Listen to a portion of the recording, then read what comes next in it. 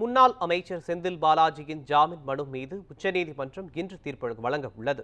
இந்நிலையில் வழக்கின் பின்னணி குறித்து தற்போது பார்க்கலாம்.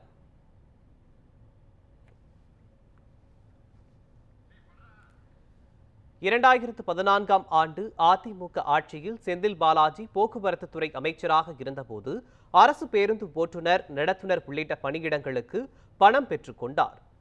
வேலை வாங்கி கொடுக்காமல் ஏமாற்றியதாக குற்றச்சாட்டுகள் எழுந்தன. இதில் பாதிக்கப்பட்டவர்கள் 2016ஆம் ஆண்டு உயர்நீதிமன்றத்தில் வழக்கு தொடர்ந்தனர். அதன் அடிப்படையில் செந்தில் பாலாஜி, அவரது சகோதரர் அசோக்குமார் உள்ளிட்டோர் மீது வழக்கு பதிவு செய்யப்பட்டது. இதைத் தொடர்ந்து செந்தில் பாலாஜி மீது சட்டவிரோத பணப்பரிமாற்ற தடை சட்ட வழக்கு பதிவு செய்து 2019ஆம் ஆண்டு அமலாக்கத்துறை சம்மன் அனுப்பியது. இந்த வழக்கு விசாரணையை தொடர்ந்து நடந்து வந்த நிலையில் 2021ஆம் ஆண்டு திமுக ஆட்சிக்கு வந்ததும் செந்தில் பாலாஜி மின்சாரம் மற்றும் மதுவிலக்கு ஆயத்துறை அமைச்சரானார். இதனிடையே சட்டவிரோத பணப்பரிமாற்றம் தொடர்பாக கடந்த ஆண்டு ஜூன் 13ஆம் தேதி செந்தில் பாலாஜி வீட்டில் அமலாக்கத்துறை அதிகாரிகள் சோதனை நடத்தினர்.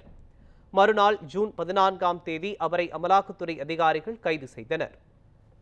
அப்போது செந்தில் பாலாஜிக்கு நெஞ்சுவலி ஏற்படவே அவருக்கு சென்னை தனியார் மருத்துவமனையில் அறுவை சிகிச்சை நடைபெற்றது. அவருக்கு ஜாமீன் வழங்க சென்னை முதன்மை அமர்வு நீதிமன்றம் மற்றும் உயர்நீதிமன்றம் ஆகிய பலமுறை மறுத்துவிட்ட நிலையில் கடந்த பிப்ரவரி மாதம் 13ஆம் தேதி செந்தில் பாலாஜி தனது அமைச்சர் பதவியை ராஜினாமா செய்தார்.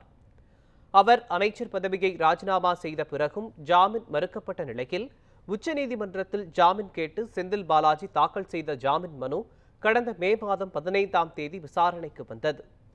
இந்த வழக்கில் 50க்கும் மேற்பட்ட முறை செந்தில் பாலாஜியின் நீதிமன்ற காவல் நீட்டிக்கப்பட்ட நிலையில் இன்றுடன் அவர் கைது செய்யப்பட்டு சரியாக 14 மாதங்கள் நிறைவடைந்துள்ளது.